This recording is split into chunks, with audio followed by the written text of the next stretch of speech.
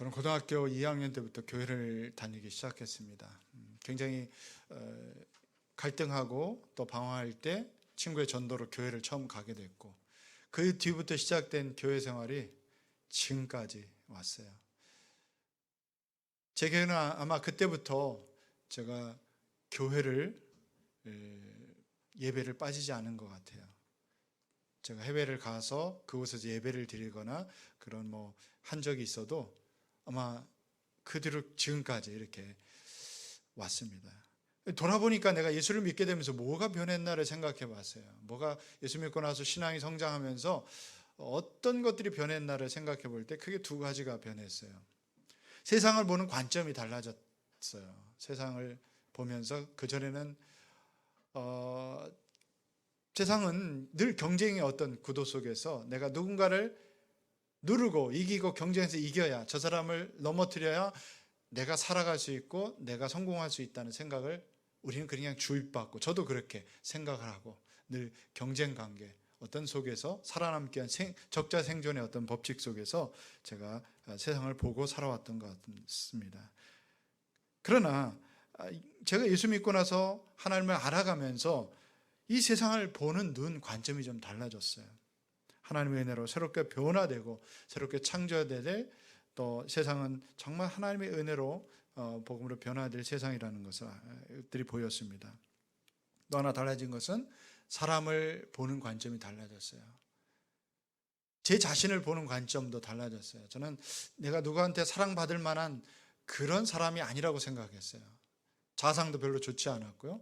또 다른 사람을 볼 때도 마찬가지로 사랑받을 만한 자격이 있는가, 내가 사랑할 수 없는 사람, 받아들일 수 있는 사람, 또 용서가 될 사람, 용서할 수 없는 사람, 이게 구분이 명확했습니다. 사람을 보는 것들이. 그런데 제가 예수 믿고 신앙이 성장하고 하나님을 알아가면서 하나님의 사랑을 깨달으면서 제 자신과 다른 사람을 보는 관점이 달라지기 시작했더라고요. 내가 하나님 앞에서 사랑받을 그런 존재라는 것.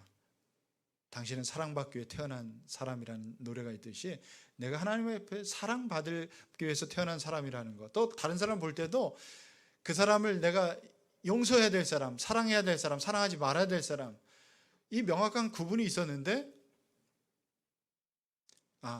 내가 용서할 수 없는 사람을 용서해야 되고 할 수 있고, 또 사랑해야 될 사람, 연약해 보이는 사람도 품을 수 있고, 점점점 그런 마음들이 생기고 그렇게 사람들을 대하기 시작했어요.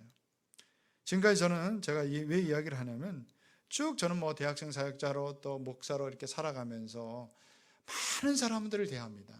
수많은 사람을 지금까지 경험하고 대하고 관계를 맺어왔어요. 안 돼 보이는 사람은 정말 다가가서 일으켜주고 싶고 품어주고 싶고요. 객관적으로 용서할 수 없는 사람인데 제 마음속에 또 품게 되는 그런 사람이 있고요. 또 그러다 보니까 저를 향해서 또 사기치는 사람도 있어요. 알면서도 속아주는 일들이 있어요. 근데 불쌍해 보여요. 또 안타까워 보여요. 제가 왜 이 간증을 하는 것은, 우리 모두가 예수 믿고 나서 정말 변한 것이 무엇일까, 변해야 될 것이 무엇인가를 함께 말씀을 통해서 좀 생각해 보고자 합니다. 왜 사도 바울은 오늘 본문에서 이 데살로니가 성도를 향한 그 절절한 사랑의 고백과 절절하게 정말 왜 이렇게 고생과 수고와 그 모든 권위를 다 내려놓고, 권리도 내려놓고 이들을 사랑하고 섬겼는지, 왜 이들을 위한 희생을 했는지, 그것이 저는 오늘 우리에게 주는 놀라운 교훈이에요. 마찬가지로 사도 바울이 데살로니가 성도를 향해서 가졌던 이런 마음과 태도가 오늘 저는 여러분의 가정에서, 또 우리 주변에서, 우리 교회에서 여러분이 품고 섬겨야 될 그 사람들, 여러분이 관계 맺고 있는 사람들에게 저는 이런 자세로, 이런 마음으로 다가가고 섬기고 관계를 맺었으면 좋겠습니다. 왜? 사랑하기 때문에 그런 것입니다.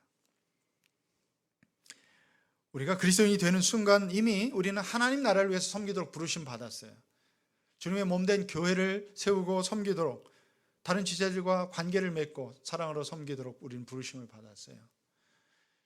여러분이 결혼해서 가정으로 부르심을 받았다면, 가정에서 가장으로 또 어머니로 아버지로 부르심 받았다면 여러분 자녀들을 잘 양육하고 또 세워가고 그 가정의 공동체를 주님이 기뻐하시는 공동체로 세워가도록 부르심 받았다는 거예요.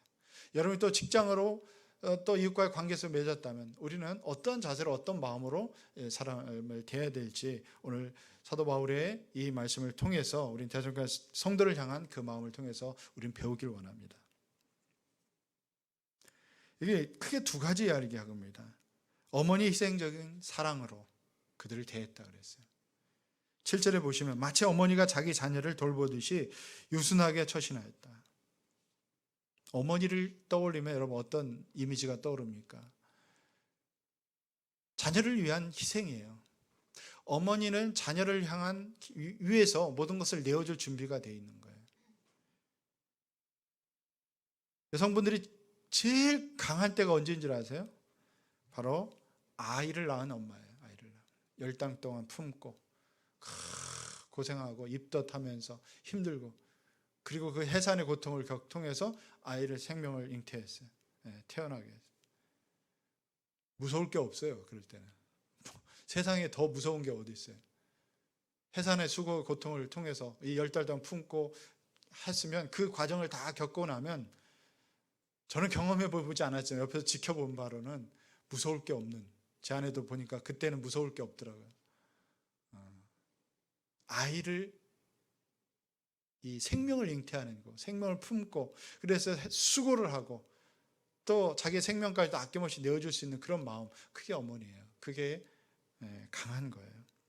자녀를 키우면서 얼마나 많은 고생을 합니까? 지금 오늘 어린 자녀들 있는 가정들이 오늘 별로 안 나왔는데 오늘 뭐 한 3분의 1은 휴가 간 것 같아요. 보니까 어쨌든 고생하는 거예요. 아마 휴가를 가서 어디 가서도 아이를 데리고 이렇게 가는 휴가를 가는 경우는 이렇게 즐겁지가 않을 거예요. 그 많은 부분들에서 아이를 위해서 사실 휴가를 희생하잖아요. 아이를 위해서. 그래서 아이들 위주로 가고 산에 가고 싶지만 아이들을 위해서 수영장에서 그냥 지키고 돌보고 튜브 태워주고 뭐 이게 수고예요. 모든 일이 다 지금 기억해 보면 저도 아이들을 키우면서 아이들 성장하기까지는 모든 휴가 뭐 다 아이들에게 맞춰져 있었어요. 그런 수고를 다 하면서 아이들을 양육합니다. 가정에서 그런 거예요. 이게 어머니의 어떤 희생인 거죠. 바울은 영혼을 정말 사랑하기 때문에 그 어머니 유순한 태도로 받아주고 희생하고 헌신적으로 그 성도들을 대하고 그렇게 양육했다고 합니다. 갈라디아 4장 19절 말씀 보시면 이런 말씀이 있어요. 나의 자녀 여러분, 나는 여러분 속에 그리스도의 형상이 이루기까지 다시 해산의 고통을 겪습니다. 한 사람을 양육하기 위해서, 한 생명을 잉태하기 위해서 그 사람 속에 그리스도의 형상이 이루기까지 해산의 수고를, 그 고통을 그걸 겪으면서 포기하지 않고 그렇게 한다는 거예요. 해산의 고통이라는 거예요. 생명을 출산하기 위해서, 한 생명을 얻기 위해서 치르는 희생의 고통과 수고는 그 어떤 고통과도 비교할 수 없을 거예요. 그죠? 아이를 낳아보시고 기르러보시는 어머니들 다 아실 거예요. 근데 왜 그렇게 수고를 합니까? 첫애를 낳고요. 낳자마자 너무 좋다. 나 둘째 낳을게. 그 다음에 바로 둘째를 막 기뻐서 이렇게 낳겠다고 말하는 그런 여성분들은 없어요. 다시는 애를 낳은 이런 너무 고통스럽기 때문에 철없이 이제 첫째를 낳은 아내 옆에 가서 둘째도 낳아줘. 뭐 셋째는 어때? 뭐 이런 얘기 하면 안 됩니다. 이 해산의 수고 고통은 그만큼 크기 때문에. 그런데 좀 지나면 또 둘째에 대한 생각, 또 생명에 대한 어떤 그 자녀가 키우면서 그런 기쁨을 알게 되는 거예요. 왜 그렇습니까? 그 생명을 잉태하는 기쁨, 그 애가 자라는 기쁨은 그 무엇과도 비교할 수 없는 기쁨이기 때문에 그런 것이죠. 그러면서 그런 면에서 이 어머니의 사랑과 희생만큼 크고 위대한 것은 없다고 생각합니다. 요즘 뭐 어버이날이라 부르지만 제가 어릴 때 보면 어머니의 날이었어요. 미국에서는 뭐 마더스데이, 파더스데이 좀 구분해서 부르지만 우리는 통칭해서 바쁘니까 그냥 한꺼번에 어버이날 뭐 이렇게 하는데 사실은 좀 색깔과 헌신, 희생의 어떤 자녀를 향한 것은 좀 다른 것 같아요. 훨씬 어머니 정말 나실제 뭐 그런 노래 있잖아요. 괴로움 다 잊으시고 기를제 제 밤낮을 애쓰는 마음, 이런 노래 막 불러주고 막 그랬던 것 같은데, 저도 솔직히 아버지지만 어머니의 그 생적인 사랑과는 제가 자녀를 양육하면서 이 비교할 수 없었던 것 같아요. 제 역할이 있었지만 그건 뭐 비교할 수 없는 것 같아요. 여러분, 한 사람이 태어나고 성장하고 그래서 어떤 온전한 어떤 성인이 되기까지 사람의 어떤 일생은 그런 거예요. 그를 위해서 누군가는 희생하고, 특별히 어머니, 그 희생하고 헌신했던 그 사랑을 여러분 잊을 수가 없을 거예요. 근데 오랜 시간 인내와 양육이 필요합니다. 기다려주는 것이 필요하고요. 누군가의 헌신을 통해서 그 사람이 자라는 거예요. 우리도 보면 영적으로 이렇게 우리가 신앙이 자라고 하나님을 알아가고 누군가를 이렇게 섬기게 되는 어떤 수준, 그리스도의 형상이 이루기까지 오는 수고에는, 그 동안 그 과정에는 많은 사람들의 기도와 헌신과 또 도움과 섬김이 있었다는 것이죠. 여러분들이 목장의 생활을 하다, 목장에서 이렇게 삶을 함께 나누고 목장 생활, 목장에서 또 여러분 서로 섬기고 이렇게 한 몇 년 하다가 이렇게 분가를 하게 되는 경우 있으면, 그게 목장 목녀들의 어떤 수고와 사랑이 있는 거예요. 어머니와 같은 그런 헌신적인 사랑이 있었기 때문에 그런 일이 있는 거고, 그렇게 또 분가할 수 있고 누군가를 또 섬길 수 있는 그런 위치에 가는 것입니다. 많은 희생이, 많은 헌신이 요구되는 것이죠. 여러분, 부모는 자식을 키우면서 계산하지 않습니다. 초등학교 양육비가 얼마 들었고 6년 동안 학원비는 이만큼 들었고요. 또 이렇게 중고등학교 다니면서 학원비 얼마 들고 양육비 얼마 들고 재수까지 하면 그 돈이 또 얼마예요. 그 다음에 또 지나가면 또 얼마나 많은 부분들이 있어요. 우리 재수생도 있지만 사실 그거 계산하고 대학까지 가면 몇 억 돼요. 사실 통계를 내본 거 보니까 몇 억 되더라고. 이거 계산해서 나 반드시 너한테 청구서 요청할 거야. 계산 딱 하고 지금까지 얼마 들었어, 얼마 들었어. 이제 나중에 청구서 갖고 갖다 뒤밀고 너 이거 갚아야 돼. 이렇게 하는 부모는 거의 없는 것 같아요. 부모는 또 그래도 뭔가 부족하면 또 해주고 싶고 더 해주고 싶고, 이게 부모 마음이고 헌신하는 거예요. 그건 끊임없이 그 사랑, 어머니가 베푸는 그런 사랑, 자녀를 키우는 거죠. 아마 우리가 하나님의 일을 하면서, 여러분 교회를 봉사하면서 또 우리 목장 목녀들, 교사들, 또 우리 막 교회를 위해서 여러 가지 모양으로 섬기는 수고, 그거 다 계산하지 않잖아요. 돈으로 계산합니까, 여러분? 내가 이 시간을 들여서 얼마를 했는데 이 정도의 어떤 보상은 받아야지. 하나님께서 아십니다. 하나님께서 아시고 갚아주실 것을 우리가 기대하지만 돈으로 계산되지는 않아요. 가치로는 계산이 됩니다. 우리가 그 가치가 얼마나 소중한지, 교사로서 섬기는 가치가 얼마나 소중한지, 목자로서 섬기는 가치가 얼마나 소중한지 하나님께서 알아주시고 그 가치를 상 주실 거예요. 그러나 우리가 돈으로 계산하고 시간으로 계산해서 그걸 따지지는 않잖아요. 그 희생적인 헌신과 사랑을 왜 그래요? 사랑하기 때문에. 그 사람을 사랑하기 때문에, 가정에서 내 자녀를 내가 사랑하기 때문에 아낌없이 내어주는 것이죠. 목장에서도 마찬가지고 교회에서도 그렇죠. 여러분의 삶을 사랑하기 때문에 그 사람을 받고 용서하고 또 품고 더 내어줄 수 있는 거죠. 사도의 권위를 가졌지만 그 권위를 사용하지 않고 오히려 사람들을 섬기는 데 사용했던 사도 바울이, 그런 모습처럼 우리도 누군가를 그렇게 섬기고 사랑하지는, 왜? 하나님의 사랑받는 사람들이기 때문에 그런 거예요. 우리는 사랑받을 자격이 없었지만 하나님께서 우리를 그렇게 사랑하셨다는 거예요. 다른 사람을 대하는 이 유순한 태도로, 유순한 마음인 것은 하나님의 사랑 없이는 지속적으로 할 수 없어요. 섬기고 사력 있게 배려하는 것, 이게 유순한 마음, 어떤 태도예요. 다른 사람의 필요를 채워주고 다른 사람과 대화할 시간을 내고 기꺼이 그 사람을 섬기려고 하는 마음, 이것이 우리에게 필요한 하나님 부르신 자들의 어떤 삶을, 또 다른 사람을 대하는 태도가 되어야 될 것입니다. 8절에서는 그들을 섬기기 위해서 심지어 자기 목숨까지도 아깝게 여기지 않겠다고 했습니다. 생명까지도 내어줄 수 있는 것. 어머니의 사랑이 위대하다고 말하는 이유가 바로 여기 있는 거예요. 사랑하기 때문에, 사랑하는 자녀를 위해서 아낌없이 자기 생명도 내어줄 수 있는 그런 희생하는 마음이 있기 때문에 위대한 거예요. 그래서 하나님의 사랑이 위대한 것, 우리가 그 사랑을 받고 있어요. 우리를 위해서 자기 생명을 아낌없이 내어주기까지 그렇게 하는 거예요. 여러분, 구약에 보면 솔로몬의 유명한 재판이 있잖아요.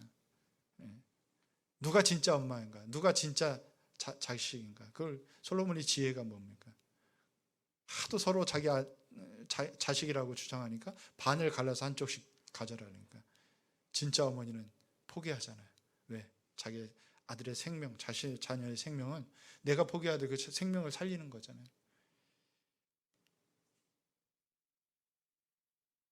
오늘 저는 이 말씀을 보면서 정말 데살로니가 성도들을 섬기는 일에, 사랑하는 일에, 사랑하기 때문에 사도 바울이 보여줬던 그 어머니의 그 희생적인 사랑과 그 마음, 이 마음이 제게 계속 다가왔어요. 계속 묵상하고 또 준비하면서 나는 어떤 자세로 사람들을 섬기고 있는가, 우리 성도들을 사랑하고 있는가, 사랑하기 때문에 내가 어떤 부분에서 섬기고 내가 희생했는지를 생각해 봐요.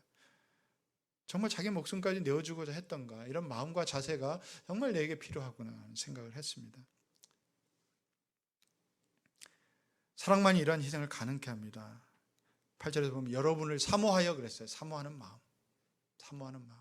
아마 우리 목자 목녀들에게도 그런 마음이 있을 거예요. 목원들을 이렇게 사모하는 마음, 사랑하기 때문에 이렇게 수고를 마다하지 않잖아요. 내어줄 수 있고.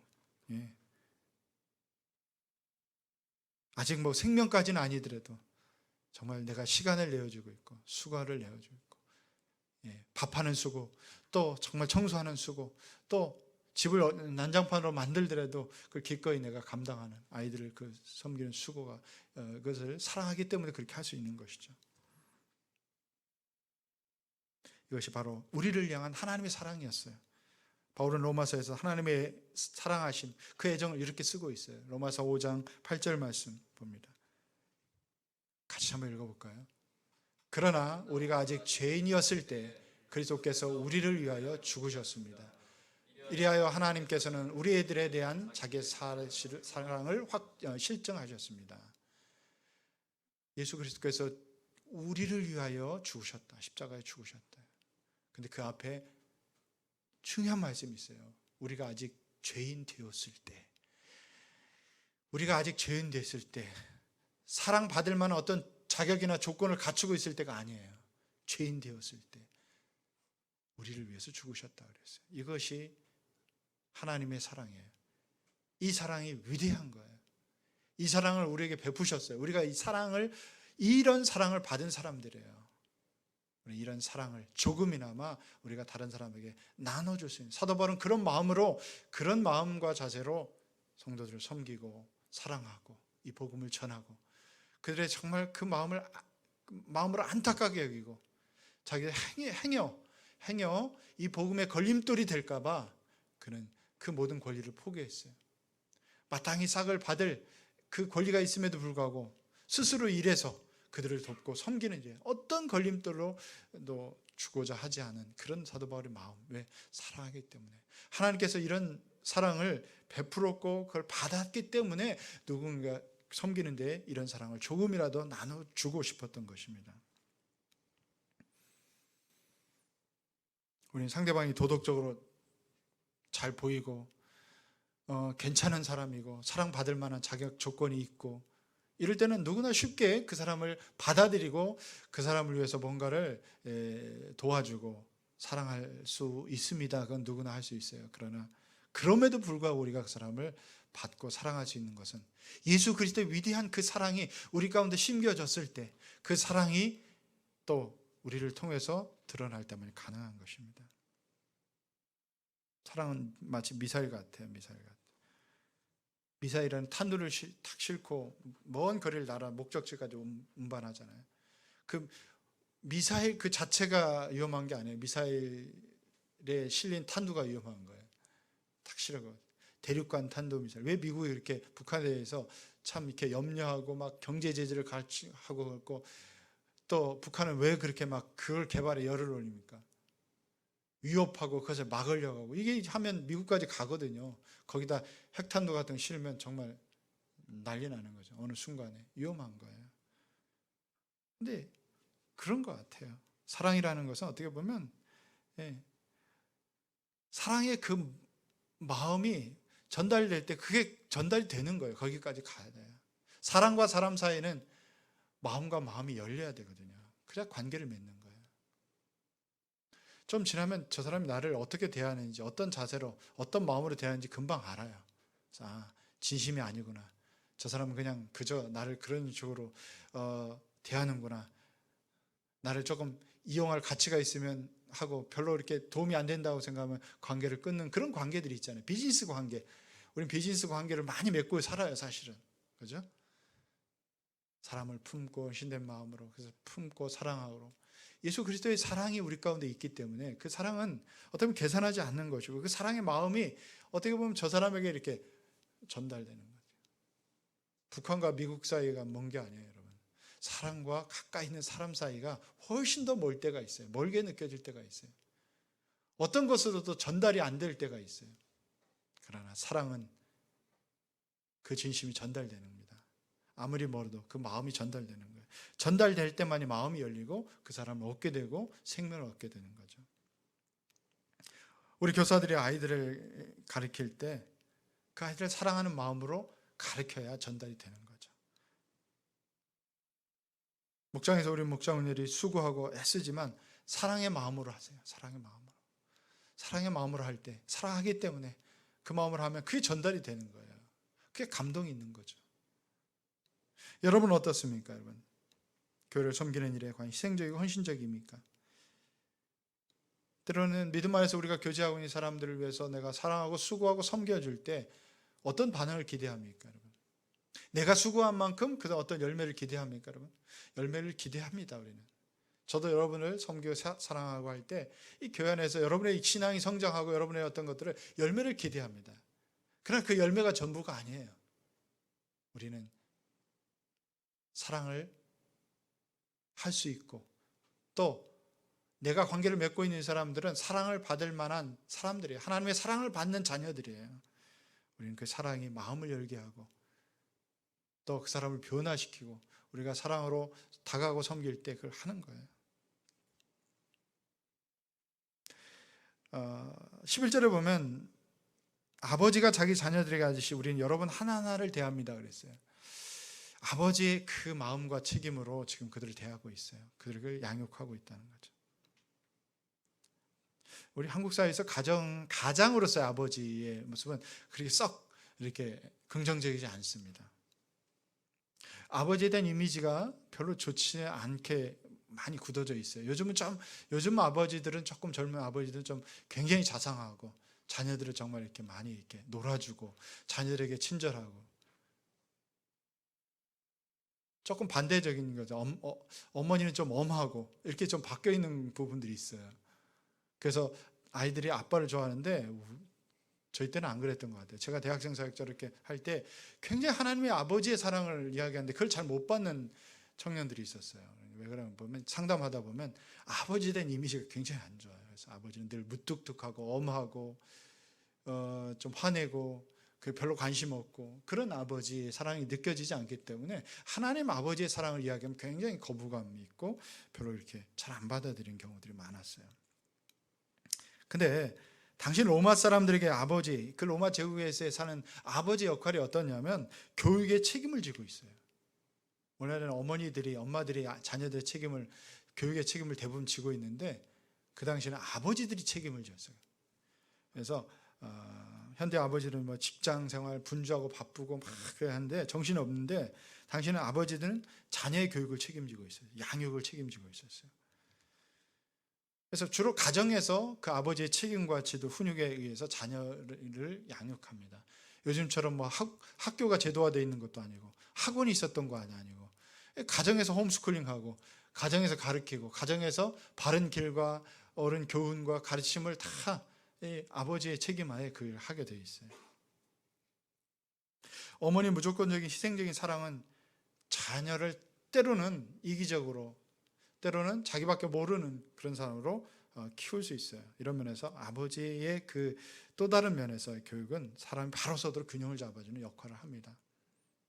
바울과 동역자들은 이 데살로니가 성도들을 향해서 아버지로서의 어떤 갖는 좋은 모범을 그들에게 보여주었다는 거죠. 9절 10절에 보면 복음의 장애가 될까 밤낮 일하면서도 하나님의 복음을 전하고자 수고하고 애썼습니다. 장애가 되는다면 하지 않았다는 거예요. 때로는 그 권위도 내려놓고요, 권리도 내려놓고 자기의 유익도 포기했던 모습을 보게 했습니다. 그런데 그들에게 아버지로서 좋은 것은 뭐냐면 모범을 보이는 거예요. 가장 좋은 교육은 본이 되는 거예요. 본받고. 여러분, 가정에서 우리 자녀들이 잘 자라가는 것은 부모의 좋은 본이 필요한 거예요. 그래서 가정에서의 영향력이 가장 큽니다. 교회에서 여러분 주일학교 1시간 이렇게 하고 주일학교 교육이 굉장히 또 필요한데, 사실은 절대적으로 가정에서 영적인 부모, 또 가정에서 경건하고, 오늘 10절 말씀처럼 신도 여러분을 대할 때 우리가 얼마나 경건하고 올바르고 흠잡힐 데가 없이 처신하였는지는 여러분이 증언하고 또 하나님께서 증언하십니다. 바울은 그들에게 흠잡을 수 없는 어떤 본이 되기 위해서 애썼다는 거예요. 누구나 흠은 있어요. 그러나 가능한 흠이 되는 일은 하지 않았다는 거예요. 경건하고 올바르고 그런 삶을 부모가 자녀들에게 보여줄 수 있어야 돼요. 가정에서 여러분 그런 거예요. 그래서 제일 좋은 교육은 가정에서 본이 되는 거예요. 경건한 부모가 되는 거고요. 그래서 여러분들이 교회에서의 모습과 자녀들이 교회에서도 여러분의 모습을 봅니다. 굉장히 경건한 말을 하고 다른 사람에게 친절하고 그러잖아요. 근데 집에만 오면 하나도 안 친절해. 오면 굉장히 강압적이고 굉장히 어떤 권위적이고 그런 부모가 될 수 있어요. 그런데 자녀는 뭘 봅니까? 아, 다르구나. 교회에서 모습이 다르고 가정에서 모습이 다르고 우리 부모님이 이중적이야. 뭐 이렇게 생각할 수 있어요. 그러나 한결같이 여러분들은 여러분의 가정도 또 하나의 교회예요. 목장도 또 하나의 교회고 우리의 교회 연합교회 공동체도 하나의 교회예요. 우리는 한결같이 누군가에게 본이 되는 사람이 돼야 돼요. 그래서 아버지의 어떤 마음과 태도는 보면 본이 되고 가르쳐야 되고 또 바르게 인도해야 될 책임이 있어요. 그래서 여러분 부모로서 자녀가 잘 성장해 주기를 바라는 그 마음은 한결같죠. 근데 중요한 것은 부모로서의 본이에요. 모범된. 그래서 여러분들이 가정에서도 여러분 경건한 삶을 사세요. 말에 있어서나 또 삶에 있어서나 또 하나님 말씀을 여러분이 묵상하고 여러분은 뭐 큐티하지 않으면서 가정에서 너 오늘 큐티했니? 이렇게 체크하는 부모가 되지 마시고 자연스럽게 함께 하고요. 제가 최근에 가정 예배보다 가정 목장을 얘기하고 있어요. 제가 좀 글을 쓰려고 하는데 우리가 목장 모임을 하지만 이 가정에서도 본이 되는 건 뭘까? 가정에서 자녀들과 함께 공유하는 건 뭘까? 뭘 보고 배울까를. 가정 예배라보다 가정 목장을 하세요. 일주일에 한 번 정도 자녀들과 함께 이렇게 목장에다시 말씀을 나누고 삶을 나누고 기도 제목을 나누고 자녀들은 부모를 위해서 부모는 자녀를 위해서 기도해주고 그런 시간을 가지면 여러분 굉장히 제 경험상에는 저는 일주일에 한 번은 꼭 그 어릴 때부터 자녀들과 이렇게 시간을 갖는데 형식적으로 이렇게 예배처럼 처음엔 해보니까 한 10분 지나면 막 몸이 뒤틀려서 물구나무 서기 하고 막 그래요. 소파에서. 이게 안 되겠다 그래서 바꿨어요. 이렇게 하면 안 되겠다. 그래서 목장하듯이 자녀들과 너가 요즘 고민하는 게 뭐야? 너 요즘 말씀 뭐가 이렇게 제일 마음에 다가왔어? 이렇게 친절하게 물어봐주고. 근데 처음에는 말 안 해요. 처음에는 뭐 딴 얘기하고 어릴 때는 막 하고 물구나무에 서기 하고 소파 뒤집어 쓰고 했는데 조금 지나면서 이 얘기를 하더라고요. 고민하는 얘기, 기도 제목도 얘기하고 말씀에 그러다 보니까 10분 했던 게 어느 순간에 30분이 되고 나중에 한 2시간 나누면 한 2시간 된 것 같아요. 가족들이 모이는 게. 그러니까 기도하게 되고 또 눈물 흘리면서 기도해 주더라고요. 제가 그때 감격이 있었어요. 여러분도 가정에서 이렇게 보면 그런 시간들을 가지면서 자녀들의 어떤 영적인 공유, 영적으로 서로 교통하는 것들을 가정 목장을 해보세요. 어떻게 보면 우리의 가정에서 모습, 또 교회 모습, 목장에서 여러분 보여주는 삶의 우리의 모든 것들은 누군가는 연약한 사람들, 보고 배워야 될 사람들, 처음 신앙을 갖게 된 사람들에게 좋은 여러분의 삶의 모습이 본이 될 거예요. 바울은 늘 그런 태도로 내가 경건한 모습으로 누군가 그 성도들에게 보여주고, 네가 연약한 사람들에게 또 나를 보고 따라오는 그 자녀들뿐만 아니라 성도들, 목장의 또 식구들, 여러분들 그런 삶을 또 살아가는 거예요. 누군가 본이 되는 그런 삶이 있는 것입니다. 아버지로서 역할에서 어떻게 사람들을 이렇게 모습을, 또 부모로서 아버지 역할에서 어떻게 했다고 얘기합니까? 12절에 세 가지를 얘기합니다. 12절 보시면 우리는 여러분을 권면하고 격려하고 경고합니다마는, 자, 권면하고 격려하고 경고했다 그랬어요. 이 세 단어를 종합하면 이런 결론에 이릅니다. 아버지는 자녀가 바른 판단을 하지 못할 때 바른 판단을 통해서 올바른 길로 인도할 수 있어요. 코칭할 수 있어야 됩니다. 때로는 권위 있게 교훈하고 힘들어할 때 힘내라고 또 위로하고 격려해 줘야 돼요. 바른 길을 보여주고 가르쳐주고 또 힘내라고 격려하고 위로하고. 저는 우리 가정이나 교회가 정말 우리 모두에게 그런 공동체가 되면 좋겠어요.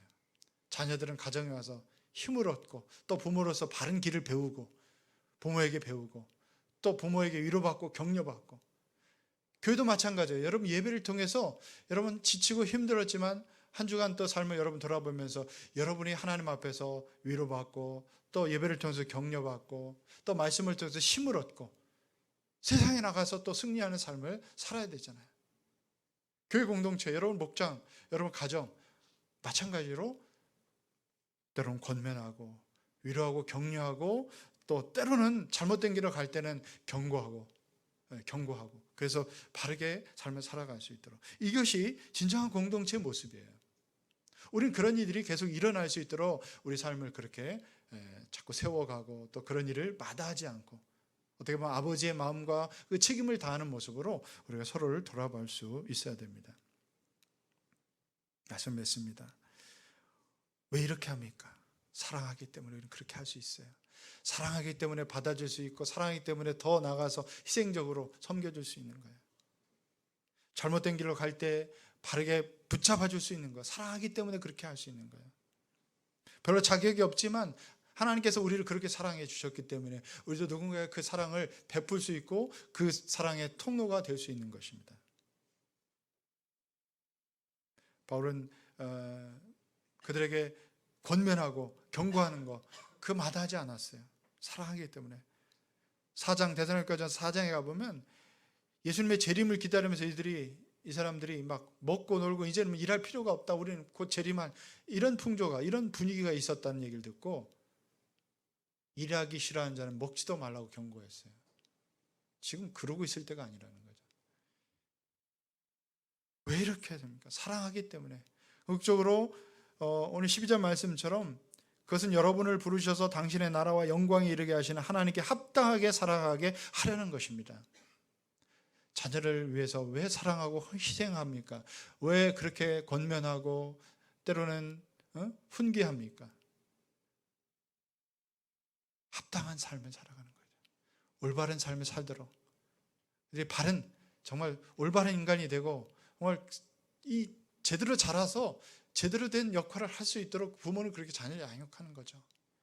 왜 교회 안에서 이런 서로가 서로를 섬기고 서로 세워가고 때로는 훈계하고 때로는 말씀으로 가르칩니까? 하나님 나라에 합당하게 살 수 있는 그런 하나님의 자녀가 되도록 우리는 그렇게 하는 것입니다. 서로를 향해서 우리는 그런 처리를 날카롭게 하고 뭐가 나는 것을 또 다듬게 하듯이 공동체는 바로 그런 거예요. 오늘도 하나님이 우리에게 주신 은혜가 있고 우리에게 주신 사명이 있어요. 그냥 궁극적으로 우리는 사랑하기 때문에 섬길 수 있는 거, 사랑하기 때문에 섬겨야 되고요, 사랑하기 때문에 또 우리의 어떤 것들이 책임이 있는 거예요. 기도합시다.